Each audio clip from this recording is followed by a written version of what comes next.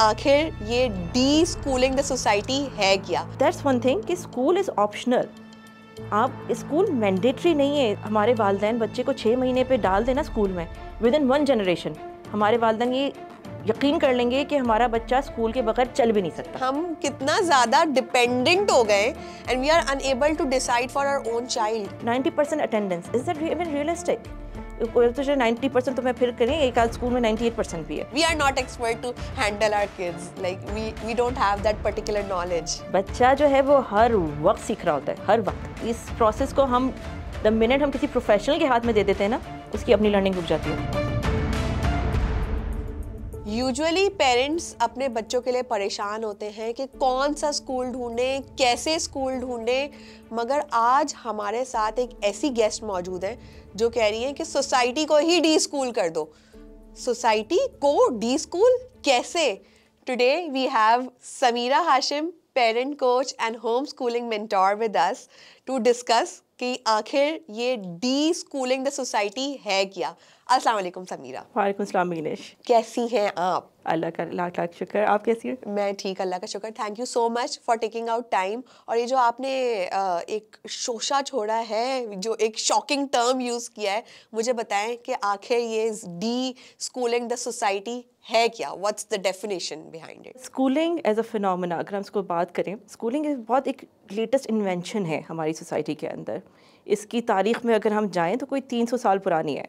और ये एक इन्वेंशन समझ लें, जब इंडस्ट्रियल रेवोल्यूशन आई थी तो उस ज़माने में ये इजाद की गई थी, क्योंकि भाई पेरेंट्स को काम पे जाना था तो बच्चों का क्या करें, तो बच्चों के लिए कहा कि चलो स्कूल इन्वेंट किया उन्होंने। हॉरेस मान के नाम से अमेरिका के अंदर पहली दफ़ा जब ये इजाद हुए स्कूल, तो आगे आप बिलीव करेंगी कि पेरेंट्स जो हैं वो रोडों पे निकल आए थे प्रोटेस्ट करने के लिए इसको, कि क्यों हुआ कि हम अपने बच्चों को कंपलसरी स्कूलिंग में नहीं भेजेंगे। क्यों भेजें? क्योंकि उनका ये था कि भाई गवर्नमेंट जो है वो क्यों इंडोक्ट्राइन कर रही है हमारे बच्चे, क्यों हमारे अपने कल्चरल वैल्यूज़ हैं, सब नॉर्म्स हैं, तो हम अपने बच्चों को अपने लिहाज से पालना चाहते हैं। और फैमिली वैल्यूज़ तो बिनेश आप जानती हैं कि वालिदैन और ग्रैंड पेरेंट्स, इन्हीं से एक तरह से सीना बसीना चलती हैं ये सारी रिवायतें। तो इस बात को वो बखूबी जानते थे, तो उन्होंने बाकायदा रोडों पर निकल के उसको प्रोटेस्ट किया। खैर उसमें उनको ज़्यादा चॉइस नहीं दी गई। और 300 साल से यही होता आ रहा है कि अब हमारे पेरेंट्स के पास कोई चॉइस ही नहीं दी जाती, कि अब तो समझा जाता है कि स्कूल तो भेजना ही ज़रूरी है। हाँ। इसके अलावा तो कोई चारा ही नहीं है हमारे पास। अच्छा चलें, एक तो ये बात है कि हमने स्कूल भेजना ज़रूरी है। हाँ। अब क्या होता है कि चलें आपने स्कूल तो भेजा बच्चे को, अब जो स्कूल कह रहा है वो आपने ज़रूरी करना भी है। यानी अगर स्कूल की तरफ से कोई ईमेल आ गई आपके पास जिसके अंदर लिखा हुआ है मैंडेटरी अटेंडेंस, तो बस अब तो चाहे कोई दुनिया इधर की उधर हो जाए, वो इवेंट आपका बच्चा मिस नहीं कर सकता।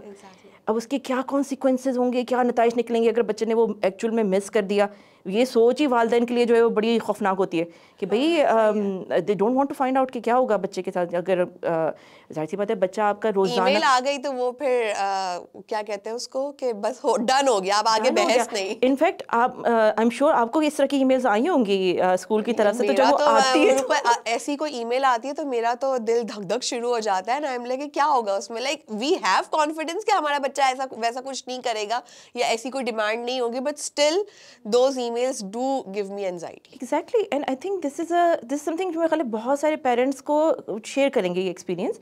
ये सेम मेरे साथ ये होता था कि जब वो स्कूल की ईमेल की नोटिफिकेशन आती है ना आपके फ़ोन में, बस एकदम से लगता था ओ माय गॉड पेट में दर्द हो गया कि क्या अब क्या हुआ, वो अब क्या चाहिए इनको। बिकॉज उसकी वजह ये है कि आपको अंदर से ये बात पता है कि जो भी ईमेल आई है आपको, इवन अगर आप उससे एग्री नहीं करते, आप उसके खिलाफ हैं, आपकी वो वैल्यू से क्लैश करता है, तभी भी आपको करना पड़ेगा। और वो आपका जो वो फ्रीडम वहाँ पे छिन रहा होता है ना, तो एक्चुअली वो आपकी बॉडी प्रोटेस्ट कर रही है कि यार I don't want to do this but I know कि जो भी है इसके अंदर मुझे करना तो है। तो पेरेंट्स क्यों करते हैं? क्योंकि जाहिर सी बात है बच्चा आपका कई कई घंटे स्कूल पर है, आपको के नज़रों से दूर है, आपको नहीं पता, और आप कंप्लीटली आपको ट्रस्ट करना है स्कूल को कि भी आपके बच्चा इज़ इन गुड हैंड्स। तो they don't want to take the risk of कि वो स्कूल नाराज़ ना हो जाए या टीचर नाराज़ ना हो जाए। उसका भी आपको पता है कि पेरेंट्स हैव सच स्टोरीज़ कि जहाँ पे उनको उनके बच्चों को या उनको ऐसे कॉन्सिक्वेंसेस उनके नताज भुगतने पड़े। तो इन सब बातों को लेके स्कूल्स अब जो हमारी सोसाइटी के अंदर हैं वो समझ लें कि एक जो टॉप लेयर है ना, जो डिसाइड कर रही है कि वालिदैन क्या करेंगे और बच्चे क्या करेंगे, वो स्कूल डिसाइड करता है। राइट, और वो सोसाइटी इसी तरह फ्रेम हो रही है, चेंज भी हो रही है। मतलब देखें, अगर हम लोग बात करें ना एक नेचुरल ऑर्डर ऑफ थिंग्स की, तो कैसे होना चाहिए? ऐसे होना चाहिए कि भाई आपकी जो रिवायात हैं, आपकी तहज़ीब है, तहज़ीब तमद्दुन है, अदब व आदाब हैं, जो भी आपकी फैमिली की ज़बान है जैसे, तो वो चीज़ें आपके एक कल्चरल नॉर्म्स को डिसाइड करते हैं कि यार ये आपकी वैल्यूज़ एंड बिलीव्स हैं, ये आपका कल्चर है एक। और हमारा पाकिस्तान का एक बड़ा एक ख़ास कल्चर है जो इस्लामी बुनियादों के ऊपर बना हुआ है, आपकी ख़ानदानी बुनियादों पर बना हुआ है। अब ये सारी बुनियादें, उसकी ज़बान, ये सब चीज़ें समझ लें, इनको चाहिए कि वो इंस्टीट्यूट्स को शेप करें। लेकिन हमारे यहाँ क्या हो रहा है? हमारे यहाँ बिल्कुल उल्टा हो रहा है। हमारे यहाँ क्या हो रहा है कि इंस्टीट्यूट्स जो हैं वो बताते हैं कि आपकी वैल्यूज़ क्या होंगी, आपके कल्चर क्या होगा। अगर उन्हें हैलोवीन मनानी है तो वो मैंडेटरी है, तो सब आएंगे, उनके डिसीजन पे डिपेंड करता है। तो फिर आपके पास चॉइस नहीं है, आपका बच्चा। अच्छा, एक और चीज़ भी कि आपके पास चॉइस हो भी तो वो भी आपके बच्चे को वो पहले से इतना इन्वॉल्व कर लेंगे उसकी प्रेपरेशन के अंदर, वो सब सजावट हो रही है कि वो बच्चा वहाँ पे फिर वो बगावत कर देता है वालिदैन के खिलाफ कि मुझे तो जाना है हर हाल में। Institute should not be in a position, आपके इंस्टीट्यूट के हाथ में ये बात नहीं होनी चाहिए कि आपके बच्चे की वैल्यू सिस्टम और आपके बच्चे का बिलीफ सिस्टम क्या होगा आगे जाके, ठीक है? They shouldn't have a right. This is a parental right. See, parents की राइट है, उनके पास ही होनी चाहिए, which is the crux of de-schooling। कि यार ये जो आपके जो आइडियाज़ हैं कि आपके पास कोई पावर नहीं है as a parent, that's a lie. Yeah, I actually agree with you because the school my child goes to is not that strict, but again वो values and policies तो हमारे अंदर feed हो चुकी है ना, because we have been to school और हमने भी ये policies witness की हैं। तो just last week my child was doing unwell और मुझे इतना डर लग रहा था फ़ोन करके सिर्फ ये पूछने में कि if he is like doing fine या मैं उसको लेने आ जाऊँ, and I can actually relate to that anxiety and anxious feeling कि हम कितना ज़्यादा dependent हो गए and we are unable to decide for our own child। इसके अंदर देखें, अगेन वो मैंने बात की ना कि जो प्रिंसिपल्स जैसे हमने कहा ना कि are they created for the wellness of the child, no they are not. वो बच्चे को लेके नहीं उन्होंने डिज़ाइन किए, वो उन्होंने मैनेजमेंट पॉइंट ऑफ व्यू से डिसाइड कर लिया कि ये हमारे लिए आसान है इसको इस तरह से मैनेज करना। फॉर एग्जाम्पल बहुत सारी सोसाइटीज़ जो प्रोग्रेसिव सोसाइटीज़ हैं उनके यहाँ स्कूल 9 बजे से पहले शुरू नहीं होता। हमारे यहाँ बच्चा 7:30 6:30 बजे बल्कि अक्सर होता निकल जाता है स्कूल से। क्यों? जस्ट बिकॉज कि वो इट्स ईजियर कि यार यहाँ से बच्चों को ज़रा ड्रॉप कर दें ताकि फिर वालिदैन जो जिनको ऑफिस जाना है वो अपने कन्वीनियंस से ऑफिस वगैरह चले जाएं। So we are looking at the convenience of the adults. बच्चे की कन्वीनियंस नहीं देख रहे कि बच्चा 6:30 बजे उठ के कहाँ नाश्ता करेगा, कहाँ उसकी आंखें खुली होंगी, कहाँ वो जाके अलर्ट ही नहीं होगा। वो इतनी हंसी आ रही है सुन के क्योंकि मुझे लास्ट वीक ही ये सवाल को फेस करना पड़ा है कि मम्मा ये सुबह इतनी सुबह स्कूल क्यों होती है, and I had no answer because obviously he was not feeling well. I had no option कि मैं उसको 2 घंटे बाद ड्रॉप करवा दूं बिकॉज ऐसा तो कहीं है ही नहीं, लिखा हुआ ही नहीं है। अलाउड नहीं होता भाई, suiting the convenience of management। अब फॉर एग्जांपल उन्हें 90% अटेंडेंस की एक प्रिंसिपल की हम बात करें ना कि are these principles created for our kids, 90% attendance, is that even realistic? तो जो 90% तो मैं फिर करें, एक आध स्कूल में 98% भी है। तो उसके ऊपर फिर वो बच्चा बीमार है तो वालिदैन सोच रहे हैं कि यार मैं 2 दिन छुट्टी कराऊं या 3 दिन छुट्टी कराऊं, परसेंटेज क्या बनेगी मेरे बच्चे की, पीछे तो नहीं रोक लेंगे इसको, तो नहीं कट हो जाएंगे। तो आर यू रियली थिंकिंग कि आप वाकई बच्चे के बारे में सोच रहे हो या आप सिर्फ उस अटेंडेंस परसेंटेज के बारे में सोच रहे हो? Such a reality check actually. Exactly. So you have to understand कि जो इंस्टीट्यूट्स होते हैं ना, they have this entire belief system, उनका अपना वैल्यू सिस्टम है, and they are loyal to that. They are not loyal to the wellness of your child. By this point I can assume कि जब हम society की बात करते हैं तो उसमें बहुत सारे लोग इन्वॉल्व हैं, इंस्टीट्यूट में management, teachers and all the people involved. As a society whole we need to de-school things. So but right now I will talk myself as a parent। और हमें ऐसा लगता है कि यार हम बच्चे को अगर चलो स्कूल से नहीं भी निकाल रहे या घर में भी देख रहे हैं, इस तरह से कुछ बैलेंस आउट कर रहे हैं कंसिडरिंग द कन्वीनियंस, तो हमें सबसे पहला ख्याल ये आता है कि वी आर नॉट एक्सपर्ट। तो उस सिनेरियो में इस ख्यालात में क्या किया जाए कि we are not expert to handle our kids, like we don't have that particular knowledge. I would say that's a lie. That's a lie too? It is. It means am I qualified to handle my child? I mean, you are the expert on your own child. आपने तो उसको जिस दिन से उसने आंखें खोली हैं, the child is with you.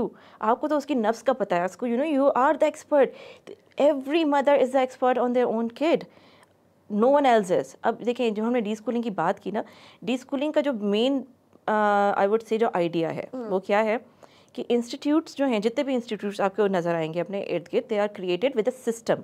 वो सिस्टम ऐसा डिज़ाइन किया गया है कि वो अपने आप को प्रोटेक्ट करता है। जिसको इवान इलिश ने अपनी बुक है डी स्कूलिंग सोसाइटी, उसके अंदर उसने बोला है प्रोटेक्टिंग द ट्रेड। बड़े मज़े की बात जॉन हॉल्ट ने कही, जो कि बड़े मशहूर एजुकेशनिस्ट हैं। उन्होंने कहा कि अगर हमारे वालिदैन बच्चे को 6 महीने पे डाल देना स्कूल में, विद इन 1 जनरेशन हमारे वालिदैन ये यकीन कर लेंगे कि हमारा बच्चा स्कूल के बगैर चल भी नहीं सकता। अब हमारे वालिदैन जो हैं वो एक और चीज़ है जिस पे वो यकीन करते हैं कि स्कूल के बगैर बच्चा नहीं सीख सकता। ठीक है, अगेन ये सच नहीं है, और ये बात आप अपने ऊपर रख के सोचें थोड़ा सा।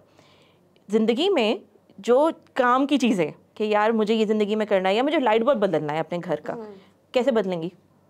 नहीं आता, समझें तो क्या करेंगी आप जाके? I'll ask for help around maybe. Okay, maybe Or maybe learn. Google कर लेंगे, YouTube की वीडियो निकाल लेंगे step by step, right? But I think I will be able to learn it on my own. That is true. I will find a way out. You'll find a way out, and that is true because अल्लाह ने हमें बनाया है ऐसे कि हर वक्त हम सीख रहे होते हैं। तो जब हमारी ज़िंदगी में कोई भी मुश्किल आती है, हम उसके सोल्यूशन ढूंढते हैं, कोई मेंटोर ढूंढते हैं, कोई रिसर्च करते हैं, वहीं से कोई ना कोई सोल्यूशन निकाल के सीख लेते हैं और अपना काम कर लेते हैं, राइट? बच्चे भी वैसे ही है। बच्चा जो है वो हर वक्त सीख रहा होता है, हर वक्त, कि अगर आसमान को भी देख रहा है कि कैसे उड़ रही है चिड़िया, कैसे उड़ रही है, ये मेरी अगर वो खेल रहा है तो पतंग कैसे उड़ रही है, तो जहाज़ भी ऐसे ही उड़ता होगा। दे आर लर्निंग एरोडायनामिक्स, जब वो पतंग से उड़ा रहे हैं, खेल खेल में वो इतना सीखते हैं, और वो जो सीख रहे हैं ना खुद से, वो उनको सारी ज़िंदगी याद रहेगा। But you know as a parent I feel कि फिर हमारी रिस्पॉन्सिबिलिटी है कि हम उस लर्निंग को एक्नॉलेज भी करें ना, हम समझे कि हाँ वो सीख रहा है, वो कोई एवी कुछ नहीं कर रहा, वो चने नहीं बेच रहा। इसके अंदर एक जो है ना कैवियाट समझ लें, एक इसके अंदर एक चीज़ है जिसका बड़ा ख्याल रखना होता है। द मिनट हम इस जो ये सीख रहे हैं ना, इस प्रोसेस को हम द मिनट हम किसी प्रोफेशनल के हाथ में दे देते हैं ना, उसकी अपनी लर्निंग रुक जाती है। तो जो कुदरत का निज़ाम है, जब हम इसके अंदर खुद से इंटरफेयर करना शुरू कर देते हैं, जब मुदाखलत शुरू कर देते हैं, वहाँ पे वो प्रोसेस रुक जाता है। अब आप क्या करें? अब आप बच्चा है वो देखना चाह रहे हैं बाहर क्या हो रहा है, आसमान में बादल हैं, सूरज क्या है, चांद क्या है, बड़े बड़े सवाल होते हैं छोटे से बच्चे के। एक 4 साल का बच्चा आपसे 4000 सवाल कर लेगा, लेकिन जब आप बच्चे को स्कूलिंग के प्रोसेस से पूरा लेके जाते हैं, 12 साल का बच्चा आपसे कोई सवाल ही नहीं कर, मतलब 12वीं जमात का बच्चा कोई सवाल नहीं करना चाहता। नहीं, वो नहीं करता। सो समीरा, एज अ पेरेंट मुझे ये माइंड में ख्याल आ रहा है सब चीज़ें सुन के कि if we are talking about deschooling the society and schooling के बारे में जब हम बात कर रहे हैं, तो फिर ये भी तो एक कॉन्सेप्ट है ना कि आप तालीम हासिल करने के लिए घर से निकलें, इल्म हासिल करें, तो डोंट यू थिंक कि ये फिर निगेट हो जाएगा इस एंटायर कॉन्सेप्ट से? देखिए, ये निगेट इसलिए नहीं होगा बिकॉज जहाँ पे जो एक कॉन्सेप्ट है ना हमारा कि तालीम जो है वो स्कूल है और स्कूल जो है वो तालीम है, मतलब इसके 4 दीवारी के बाहर जो है वो तालीम हासिल नहीं हो सकती। So this is a myth. मेरा इंटरेस्ट फॉर एग्जांपल अगर पेरेंटिंग के अंदर था तो मैंने खुद से उसके अंदर रिसर्च की, सर्टिफिकेशन हासिल की जो पाकिस्तान में अवेलेबल नहीं थी, बट ढूंढा उसको जाके कि कहाँ से मुझे मिल सकती है। So this is how learning happens in real life, कि इस तरह से ज़िंदगी के अंदर हम लोग सीखते हैं असल में, स्कूल से बाहर। सो ये सोचना कि सिर्फ स्कूल में ही तालीम मिलती है, ये एक्चुअली यहाँ पर प्रॉब्लम है, क्योंकि स्कूल के बाहर भी बहुत बड़ी दुनिया है और इल्म हर तरफ है, जहाँ से आप हासिल करना चाहें कोई आपको नहीं रोकेगा। सो दैट्स वन थिंग कि स्कूल इज़ ऑप्शनल, आप स्कूल मैंडेटरी नहीं है ज़िंदगी में, बल्कि मैं कहूँगी कि अगर ये there has been researches on it, उसके ऊपर रिसर्च भी हुई है जिसका उन्होंने ये फाइंड आउट किया कि स्कूलिंग का ज़िंदगी में सक्सेस से कोई ताल्लुक़ नहीं है। इनफैक्ट जिस चीज़ का ताल्लुक़ है वो क्या है, ये जर्मन रिसर्च है, उन्होंने ये फाइंड आउट किया कि जो बच्चे जिनकी जो डिले करते हैं स्कूलिंग और उनकी इमोशनल लर्निंग वालिदैन के साथ और एक बहुत अच्छी केयरिंग इन्वायरमेंट में बहुत अच्छी तरह से की जाती है, उनको सेल्फ रेगुलेशन सिखाई गई है, उनको इमोशनल रेगुलेशन सिखाई गई है, वो बच्चे आगे जाके कारनामे भी अंजाम देते हैं और बहुत सक्सेसफुल होते हैं, एक्चुअल सक्सेसफुल वो लोग होते हैं। कि ये जो सारे आइडियाज़ आपको इतने अरसे से सिखाए जा रहे हैं, इनके अंदर कोई सच्चाई नहीं है।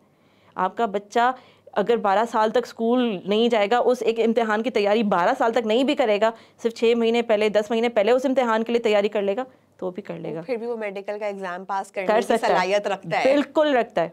और ना सिर्फ ये, उस वक्त वो अपने शौक़ से पढ़ेगा, क्योंकि उसके दिमाग में अब ये एक आइडिया बन चुका है कि मेरे अंदर ये सलाहियत है, मेरा ये इंटरेस्ट है, मेरा ये पैशन है, मुझे डॉक्टर बनना है। ठीक है, अब वो क्योंकि वो उस लेवल तक पहुँच गया ना, हिज प्रायोरिटीज आर क्लियर हैं, क्योंकि उसके पास टाइम था। देखिए क्या होता है कि जब हम लोग 12 साल बच्चे को स्कूल भेज रहे हैं ना, तो सबसे जो बड़ा नुकसान उसका ये ना कि वो बच्चे को you are robbing them of the time, क्योंकि वो इतना थका हुआ आता है 2 बजे और जो बच्चे वैन से जा रहे हैं तो समझें और 3-4 बजे तक वो घर पहुंच रहा है, फिर उसकी ज़्यादा कुरान क्लास होगी, फिर उसकी कोई स्पोर्ट्स क्लब जाना है उसने, फिर वो घर आएगा थका हुआ, होमवर्क करना है उसने 2 घंटे बैठ के, फिर वो ज़्यादा से ज़्यादा क्या हुआ, खाना खाएगा और सो जाएगा। ना वालिदैन से उसका कोई ताल्लुक, ना उसका कोई अपना एक्सप्लोरेशन से कोई ताल्लुक, ना वो खेल टाइम ही नहीं है तो कैसे करेगा वो? नहीं कर सकता। ये वजह है कि जब वो ए लेवल्स और मैट्रिक में पहुंचते हैं ना, तो वो बड़े कंफ्यूज होते हैं, उनको नहीं पता उनको ज़िंदगी में क्या करना है। तो जब आप बच्चे को चाह रहे हैं ना कुछ सीखे नया, पहले खुद सीखे। जब आप खुद सीखेंगे बच्चा आपके साथ साथ सीखेगा, ठीक है। तो ये कहना कि नहीं मेरे पास तो इन्फॉर्मेशन नहीं, तो आप इन्फॉर्मेशन हासिल करें। आप हासिल करेंगे, आपको करनी पड़ेगी, मेहनत तो करनी पड़ेगी। देखिए अगेन वही बात हो गई है कि तरबियत का जो सारा सबसे बड़ी जो जिम्मेदारी है वो वालिदैन की है, ठीक है। अगर हम वही बात करते हैं ना कि एट द एंड अगर क़यामत के दिन जो सवाल होगा, बहुत बड़ा एक सवाल होगा हमसे कि भाई बच्चे की तालीम और तरबियत पे आपने क्या किया, ठीक है। उसमें तालीम भी शामिल है, उसमें तरबियत भी शामिल है। अगर वही आ गई कि अगर नहीं है रिसोर्सेज नहीं है, बहुत महंगा पड़ रहा है आपको, तो find some free resources.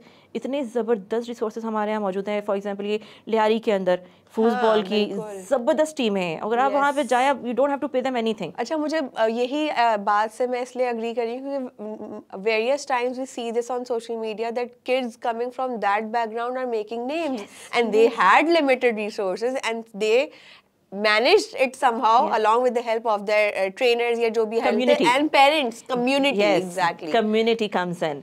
So yes, जो ये सवाल है ना आपका क्या कैसे करेंगे, कम्युनिटी इज़ एक्सट्रीमली इंपॉर्टेंट। एक और मैं बच्चे की बात बताऊँ, जो डी स्कूलिंग की हम बात कर रहे हैं ना यहाँ पे, डी स्कूलिंग के अंदर ये बहुत ज़रूरी है कि आप ये अंदाज़ा करें कि हमारी कम्युनिटीज़ जो है ना वो ख़त्म होती जा रही हैं।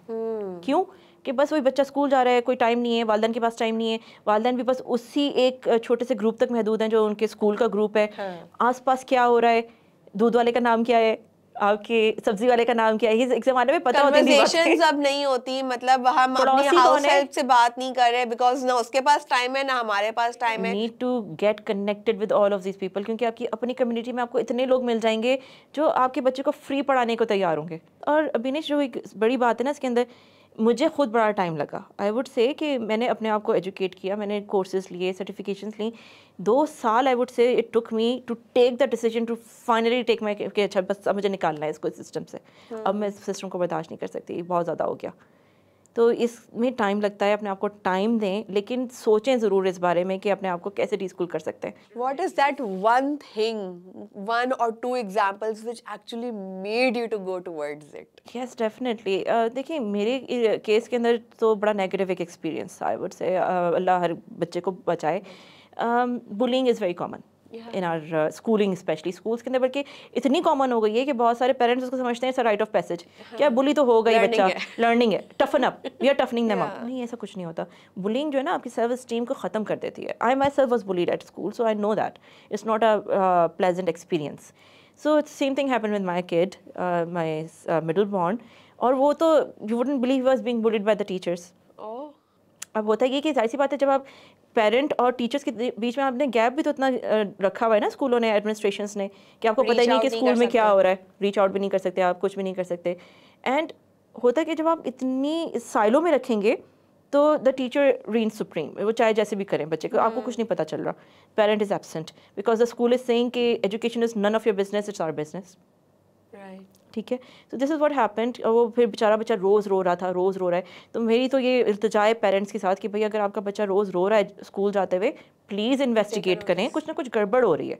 ठीक है, बच्चा क्राइंग इज़ कम्युनिकेशन, को रो रहा है तो कुछ कहना चाह रहा है ना आपसे, तो पता लगाएं क्यों रो रहा है। तो मुझे पता चला कि वो बुली हो रहा है स्कूल के ऊपर, और फिर इतना मैंने उसको जब देखा कि वो मेंटली टॉर्चर हो रहा है, उसकी पर्सनैलिटी अफेक्ट हो रही है, he started stuttering, he started selective mutism, उसने बोलना बंद कर दिया to that extent.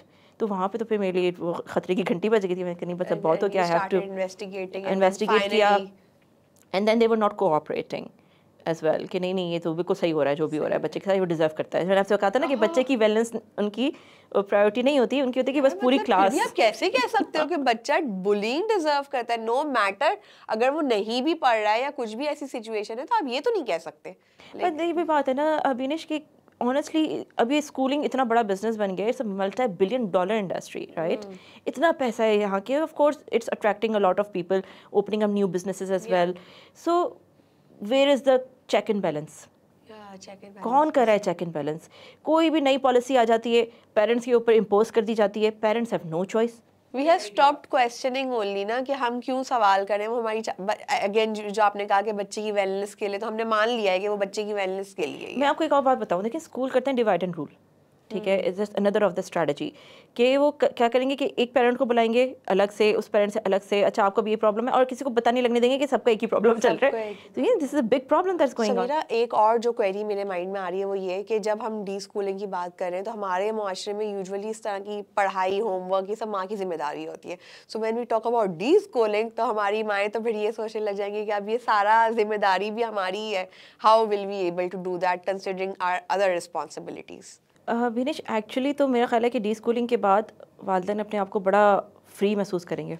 Really? Yes. देखिए, जो मैंने बात की ना, बहुत सारे पेरेंट्स जो स्कूल भेज रहे हैं और उनके पास कोई चॉइस नहीं, वो अपने आप को डी स्कूल कैसे कर सकते हैं? वो ऐसे कर सकते हैं कि अपने ऊपर से खुदा के लिए होमवर्क का बोझ उतार दीजिए। अगर आपका बच्चा होमवर्क नहीं कर रहा, कोई बात नहीं, दुनिया नहीं ख़त्म हो जानी। अगर आपका बच्चे का ए के बजाय सी ग्रेड आ गया, कोई बात नहीं, उसको आप ऐसे ही एक्सेप्ट करें। उसको बोलेंगे ठीक है, दिस ये एरियाज़ हैं काम करने के, हम उसे काम कर लेंगे। इस वही ज़िंदगी मौत का उसको मसला नहीं बनाएं कि उसको बच्चे को भी स्ट्रेस दे रहे हैं, एंजाइटी दे रहे हैं। इवन आप कहते हैं कि मुझे विड्रॉ करना है, तभी भी आपके ऊपर कोई एक्स्ट्रा बोझ नहीं आएगा। उसकी मैं आपको वजह बताती हूँ। देखिए, हम जो बात करें ना, हम बात करें रिलेशनशिप की, माँ और बच्चे की। वो तो आप वैसे भी रोज़ गुजार रहे हैं ना एक लाइफ अपने बच्चे के साथ। अब आपके पास ज़्यादा टाइम है, ठीक है, अब आपको वो मॉर्निंग रश आवर का शिकार नहीं होना, रोज़ाना का यूनिफॉर्म नहीं मैनेज करना, लंच बॉक्स नहीं मैनेज करना, बल्कि आपने ज़िंदगी गुजारनी है अपने बच्चे के साथ। सुबह उठेगा, आपके साथ नाश्ता करेगा, आपके साथ किताबें पढ़ेगा, आपके साथ खेलेगा कूदेगा।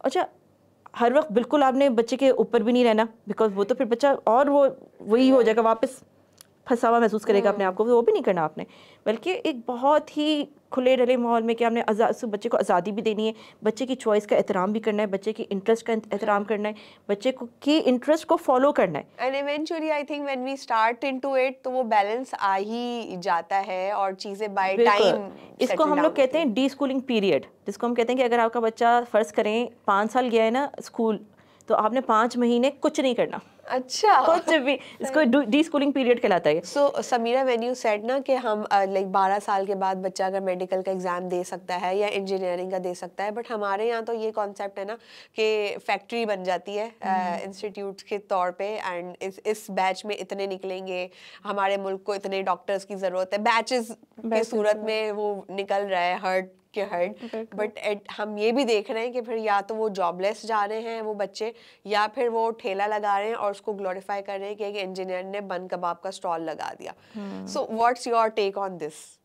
देखिए, ये अगेन वही प्रॉब्लम है कि जब आपने बच्चे को टाइम ही नहीं दिया कि उसका अपना इंटरेस्ट क्या था, उसका अपना टैलेंट क्या था, उसकी अपनी एबिलिटी क्या थी, तो फिर यही हो रहा होता है कि वो लोग मेडिकल करके MBA कर रहे हैं या फिर इंजीनियरिंग करके किसी और फील्ड में जा रहे हैं, बिकॉज वो उनको नहीं करना, आगे जाके अम्मा अब्बा के कहने से कर लिया, या अब वो स्कूलिंग के अंदर एक दफ़ा जब बच्चा निकल पड़ता है तो वो अपने आप को यही फील करने लगता है कि अब मैं फंस गया हूँ तो मुझे करना ही पड़ेगा। So these things are not what our community needs. Again वही बात आ गई ना कि कम्युनिटी की रिक्वायरमेंट्स क्या हैं। अगर आप अपने बच्चे को पैशन फॉलो करने देंगे, he is going to excel in it, he is going to become a master in it.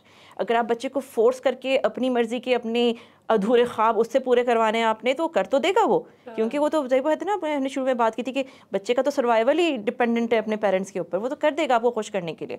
But क्या वो खुद खुश रहेगा? क्या वो एक्चुअल में कम्युनिटी में कोई कंट्रीब्यूशन दे पाएगा? And eventually he will become part of that society which definitely needs de-schooling right now. Exactly. Thank you so much Samira, आज आपने जो हमें एक कॉन्सेप्ट दिया है, कॉन्सेप्ट के बारे में सिखाया है, that is like de-schooling the society। मैं बार बार इसलिए बोली क्योंकि मुझे बड़ी एक्साइटमेंट हो रही है इसको सीखने में, considering that I have been running a schooling community और काफ़ी मेरा उसके बारे में इंफॉर्मेशन है, but again somehow we are always open to learning और ये एक लेंस शिफ्ट है।